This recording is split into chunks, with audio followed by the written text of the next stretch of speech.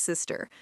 When I first met her, I thought she was one of those rare people who make a room feel softer just by being in it. Her laugh, gentle, real, completely unguarded, could pull you out of your worst thoughts. I remember thinking, no wonder Daniel fell for her. But that night, when she looked at me, pale and shaking, holding a faded photograph of my father in her trembling hands, something inside me broke in a way that words still can't fix. I never imagined that the woman I toasted at my best friend's wedding would turn out to be my blood. Before that moment, life was good, quiet, simple, predictable. The kind of life you don't realize you love until it starts to fall apart. Daniel and I grew up in the same small Midwestern town. We were inseparable. Two kids chasing each other down dirt roads, sharing lunch sandwiches, and swearing we'd be best friends until the end of time. My dad was a traveling salesman, gone most of the year. Daniel's father was a local teacher, patient and steady, the kind of man who'd call us knuckleheads, but always make sure we got home safe. By the time we hit adulthood, loyalty was the only currency between us.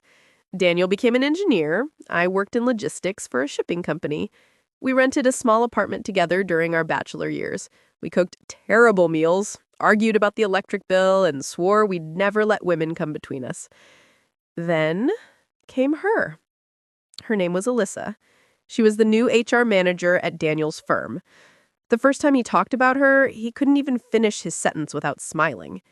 She's different, he'd said. And Daniel wasn't the kind of man who said things like that. I met her at a company dinner. She wore a soft gray dress that caught the light when she moved. She spoke with quiet confidence, laughed easily, and had this way of looking at people, like she could see straight through all your masks. I liked her immediately. Everyone did.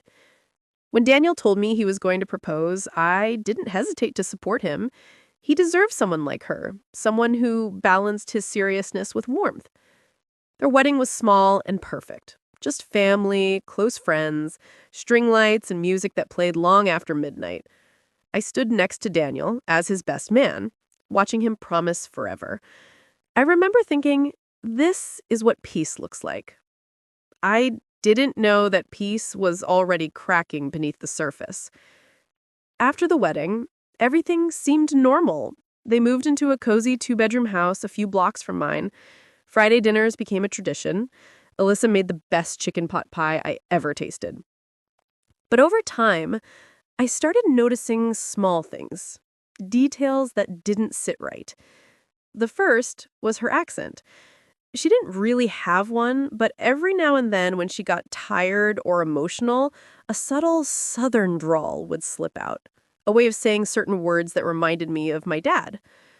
Then there were her stories. Little pieces of her childhood she'd mention in passing. A father who traveled a lot for business. A mother who could never forgive him for starting another family. Once, when she said that, our eyes met across the table. Just for a second. But there was something in her gaze, something that made the hair on my arms stand up. Still, I told myself it was just a coincidence. People have messy families all the time. And yet, that night, lying in bed, I couldn't stop thinking about it. The way she said, another family. The edge in her voice. The way my own father's face flashed in my memory. Smiling, but distant, like always.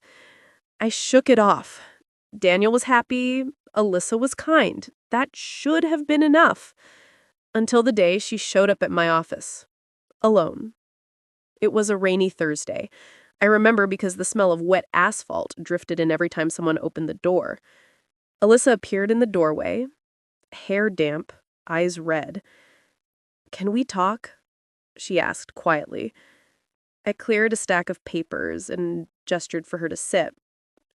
"Of course. Is everything okay?" She hesitated, then placed a brown envelope on my desk. Her hands were trembling. I found something," she said softly. "In my mom's old things." I opened the envelope. Inside were faded letters, handwritten in looping cursive I recognized instantly. My father's handwriting. The words blurred as I read. To my dearest Salma, I think of our daughter every day. The dates were from before I was born. Mentions of long trips, broken promises, and a child named Alyssa. I looked up at her, my heart pounding in my chest. She was crying, silent tears running down her cheeks. My mom told me he left for good, she whispered. That he had another family somewhere else. I never knew who they were. Until now. The room spun around me, because suddenly, it all made sense. The accent, the stories, the look in her eyes. The man I called Dad was her father too. I felt the world collapse in on itself. The rain hammered against the window, the clock ticked too loudly, and for the first time in my life, I didn't know who I was anymore. I finally managed to whisper, "We can't tell Daniel, not yet." Alyssa nodded, wiping her tears. "I know. I didn't want to keep it from you." We sat there in silence, two strangers who shared blood, a secret, and a heartbreak neither of us asked for. My best friend's wife turned out to be my secret half-sister. When I first met her, I thought she was one of those rare people who make a room feel softer just by being in it. Her laugh, gentle, real, completely unguarded, could pull you out of your worst thoughts. I remember thinking, no wonder Daniel fell for her. But that night, when she looked at me, pale and shaking, holding a faded photograph of my father in her trembling hands, something inside me broke in a way that words still can't fix. I never imagined that the woman I toasted at my best friend's wedding would turn out to be my blood. Before that moment, life was good, quiet, simple, predictable. The kind of life you don't realize you love until it starts to fall apart. Daniel and I grew up in the same small Midwestern town. We were inseparable, two kids chasing each other down dirt roads, sharing lunch sandwiches, swearing we'd be best friends until the end of time. My dad was a traveling salesman, gone most of the year. Daniel's father was a local teacher, patient and steady, the kind of man who'd call us knuckleheads, but always make sure we got home safe. By the time we hit adulthood, loyalty was the only currency between us. Daniel became an engineer. I worked in logistics for a shipping company. We rented a small apartment together during our bachelor years. We cooked terrible meals, argued about the electric bill, and swore we'd never let women come between us. Then came her. Her name was Alyssa. She was the new HR manager at Daniel's firm. The first time he talked about her, he couldn't even finish his sentence without smiling. "She's different," he'd said. And Daniel wasn't the kind of man who said things like that. I met her at a company dinner. She wore a soft gray dress that caught the light when she moved. She spoke with quiet confidence, laughed easily, and had this way of looking at people, like she could see straight through all your masks. I liked her immediately. Everyone did. When Daniel told me he was going to propose, I didn't hesitate to support him.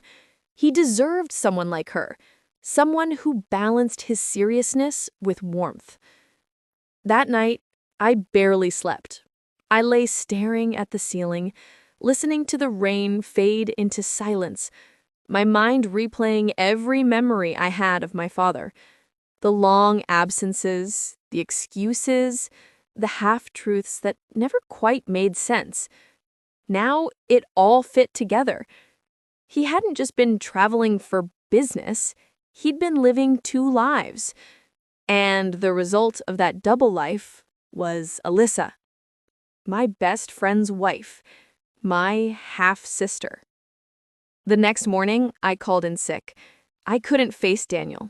I couldn't even face myself. Every time I closed my eyes, I saw his face. The way he'd looked at Alyssa, the way he'd trusted me with his whole world. And now, I carried a truth that could shatter it. I spent the whole day pacing my apartment, trying to figure out what to do. If I told Daniel, he'd be destroyed. But if I kept it from him, I'd be lying to him, betraying him just like my father had betrayed all of us. By evening, I couldn't take it anymore. I grabbed my jacket and walked to their house. Daniel opened the door, smiling like nothing in the world could go wrong. "Hey, man, you okay? You missed dinner last night." Alyssa was behind him, pale, her eyes darting toward mine. "I just needed to talk," I said quietly. "Sure, come in." She shook her head slightly, a silent warning. Not here, not now. So I made something up. "Work stuff, just wanted to borrow that drill you mentioned." Daniel laughed, completely unaware that the ground beneath us was splitting open. While he went to the garage, Alyssa whispered, "Please, don't tell him yet." I wanted to shout at her, to ask how she could act so calm when everything was falling apart. But then I saw the fear in her eyes, the same fear that lived in me. "Okay," I said finally. "Not yet." For weeks, we lived like ghosts, pretending, avoiding, acting like everything was normal. Every Friday dinner felt like a test of endurance. Daniel would joke, pour wine, talk about work, while Alyssa and I avoided each other's eyes. Every small moment, every shared glance felt heavy with the weight of what we weren't saying. Then came the breaking point. It was a Saturday afternoon. Daniel had invited a few friends over for a barbecue. Music played, kids ran around the yard, and everything looked perfect on the outside. At one point, I went inside to grab more drinks. Alyssa followed. She closed the kitchen door behind her and whispered, "I can't keep doing this, Mark." Her voice was trembling. "Every time I look at him, I feel like I'm lying to him. He deserves the truth." I wanted to agree, but the thought of Daniel's face, the betrayal, the devastation, it was unbearable. "You tell him, and you'll lose him," I said quietly. She looked at me, tears filling her eyes. Maybe I already have. Before I could respond, the door opened. Daniel stood there, confusion and suspicion written all over his face. "What's going on?" Alyssa froze. I stepped forward, trying to sound casual. "Nothing, man, just talking." But Daniel wasn't buying it. His eyes flicked between us, her tear-streaked face, my clenched fists, and I saw the realization start to dawn. "Talking? About what?" His voice hardened. "You think I'm stupid?" Alyssa tried to speak, but he raised a hand. "No. I want to hear it from you, Mark." My throat dried. There was no easy way out now. "It's not what you think," I said, and the words came out weak, unconvincing. Daniel's jaw tightened. "Then what is it?" Alyssa sobbed, breaking the silence. "Daniel, please." He turned on her. "Are you cheating on me with him?" That hit like a gunshot. I stepped forward immediately. "No, Daniel, listen to me. It's not that. It's something else. Something worse." He glared at me. "What could be worse than that?" Alyssa looked at me, pleading, shaking, and I realized there was no more hiding. "She's my sister," I said. The words hung in the air like thunder. Daniel's expression shifted from rage to disbelief to something hollow. What did you just say?" "She's my half-sister," I repeated, voice breaking. "We didn't know, not until she found letters from my father. He had another family, her family." For a long, unbearable moment, no one spoke. Then Daniel laughed, short, broken, hysterical. You expect me to believe that? That's the best lie you could come up with? I reached into my pocket, pulled out the envelope Alyssa had given me, and handed it to him. He opened it, scanning the faded letters. I watched his face crumble as the truth settled in. The laughter stopped, the color drained from his skin. He looked at Alyssa, then at me. So, my wife is your sister? I nodded. He dropped the letters and walked out into the yard without another word. The laughter and music outside stopped as everyone turned toward him. Alyssa sank to the floor, sobbing.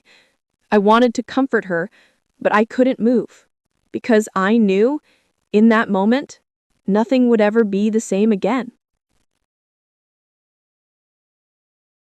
Daniel didn't come home that night. Alyssa called me around midnight, her voice shaking. He's not answering his phone. I think he's gone. I wanted to believe he'd just gone to clear his head, maybe to a friend's place or a motel, but deep down, I knew this was the kind of pain that doesn't just fade overnight. I drove over to her house, the streets dark and empty, the barbecue decorations still hung limp in the backyard, fairy lights flickering, a forgotten balloon bouncing in the wind. Inside, the house felt hollow, stripped of all the laughter it once held. Alyssa sat on the couch, hugging a blanket like it was armor. Her eyes were red, her voice hoarse. He read the letters again before he left. He didn't say a word. I sat across from her, feeling like I was standing in the wreckage of two lives, his and mine. I said, he just needs time, though the words felt empty. She looked up at me, tears welling again. Mark, I didn't mean for any of this to happen. I swear. I know, I said softly. Neither did I. For a while, we just sat in silence, two people connected by something we never asked for. When I finally went home, dawn was breaking. I parked outside my apartment, rested my forehead on the steering wheel, and cried for the first time in years. Days turned into weeks. Daniel didn't return my calls. He didn't come back to the office. Mutual friends said he'd moved in with his cousin in Portland. And Alyssa, she was unraveling. She stopped showing up to her art classes, stopped eating, barely spoke. One afternoon, I found her sitting in her car outside her old apartment, the engine off, the windows fogged. I don't know who I am anymore, she whispered. My marriage is gone, my family's a lie, everything I thought I knew about my life, gone. I wanted to tell her it would be okay, that time heals all wounds, but it felt cruel to say things I didn't believe. Instead, I said the only honest thing I could. We didn't break this, Alyssa. He did. Dad did. She turned to me, eyes hollow. But we're the ones paying for it. A month later, Daniel called. His voice was cold, quiet, detached. I'm coming by tomorrow. I want my stuff. When he arrived, he didn't look like the man I knew. His eyes were sunken, his hair unkempt, and the weight of heartbreak clung to him like a shadow. Alyssa tried to speak, but he ignored her. He walked past us, gathering a few boxes from their bedroom. I followed him out to his truck, hoping to say something, anything, to bridge the silence. Daniel, I began. I never meant. He cut me off. You should have told me the moment you found out. I was trying to protect you. He turned sharply, eyes burning. Protect me by letting me live with a lie? There was no defense for that. I looked at the ground, my voice barely a whisper. I didn't know how. He shook his head. You were my brother before all this. You could have told me. I would have, I don't know, handled it. But now, he exhaled, his voice breaking. Now every time I think about my marriage, I see your face.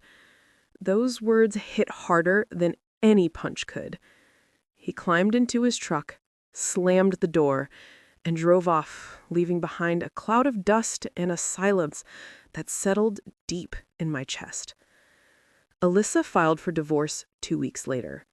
When the papers arrived, she called me, her voice hollow. "It's done," he signed. I didn't know what to say. After a long pause, she whispered, "Do you ever think maybe we should never have met?"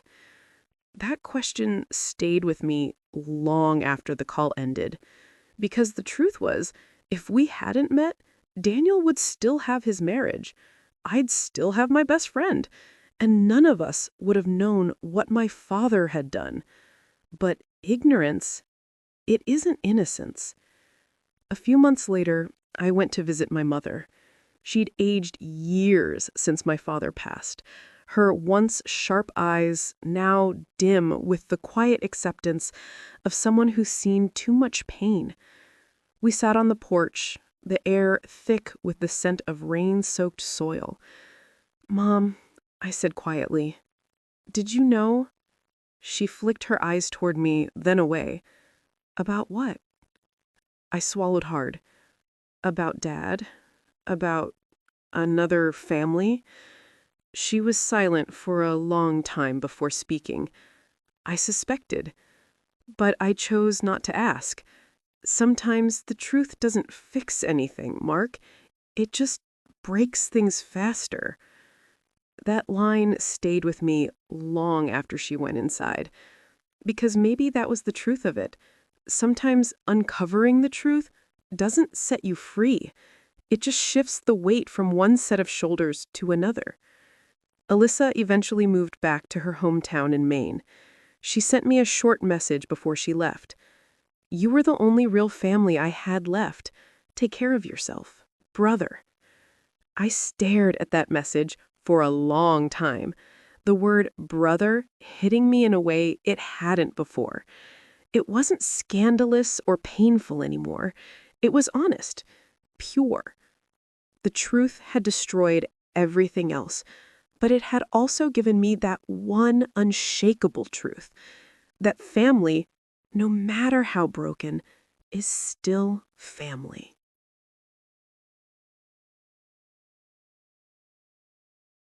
It was nearly a year before I saw Daniel again. Life had gone quiet by then. Not peaceful, but numb. The kind of quiet that comes after too much noise. Alyssa had moved to Maine. My mother's health was fragile, and my father's name still hung over me like a storm cloud that wouldn't drift away. Then, one Sunday morning, as I was closing up the small hardware shop I'd started working at, I saw him. Daniel. He was standing across the street, wearing an old denim jacket I remembered from our college days. He looked thinner, older, but calmer somehow. For a long moment, neither of us said anything. The sound of passing cars filled the silence between us. Then he gave a faint nod, and I motioned him inside. We sat at the small break room table, 2 mugs of coffee between us, the air thick with unspoken words. He was the first to speak. "I saw Alyssa last month." My heart kicked. "How is she?" "Different," he said quietly. "She's working at an art studio. Seems better. Happier, maybe." I nodded. "Good. She deserves that." He looked at me for a long moment. "You both do." That surprised me. I didn't expect forgiveness. I didn't even think I deserved it. He sipped his coffee and sighed. "You know, for months, I hated you. I blamed you for everything. Losing her, losing my peace, losing who I thought I was. He paused, his gaze heavy, but not cruel. But the more I thought about it, I realized that you didn't lie to me. Our fathers did.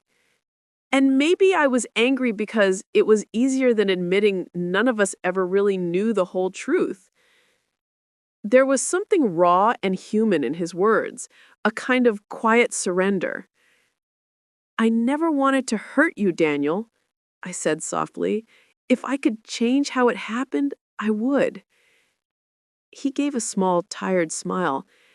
You can't change the truth. You just learn how to live with it. We sat there for a long time, not as friends, not as enemies, but as two men who had survived the same storm and somehow made it back to shore. Before he left, he said something that stayed with me. You know, maybe the hardest part isn't losing people. It's realizing they were never really yours to keep. Then he smiled, a real, weary, human smile, and walked out into the afternoon light. After that day, something inside me began to heal. Not suddenly, not like in the movies, but slowly, quietly, like a wound that stops bleeding but still aches when it rains. I started visiting my mother more. We'd sit on the porch and talk about small things, her garden, the neighbors, the past. Sometimes we'd talk about Dad too, not with bitterness, but with acceptance. One evening, she looked at me and said, "You know, I think the world punishes secrets more than sins." And I understood exactly what she meant.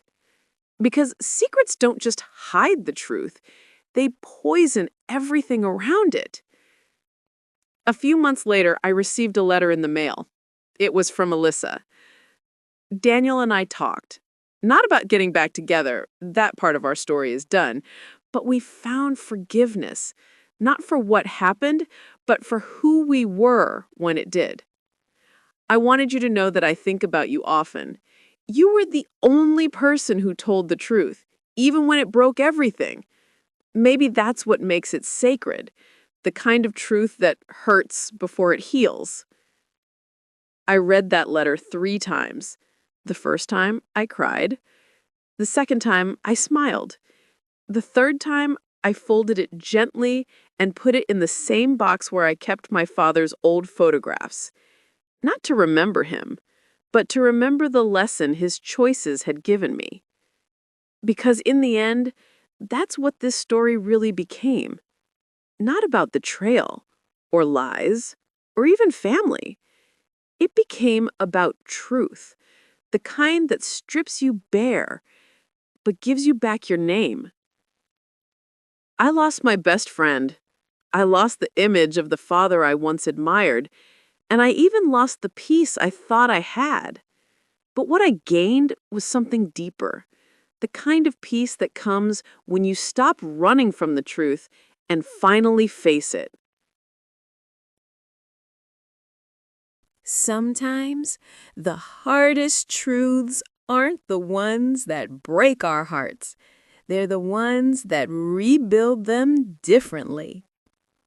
When I look back now, I don't see villains or victims. I see people. Flawed, frightened, doing the best they could with the secrets they carried.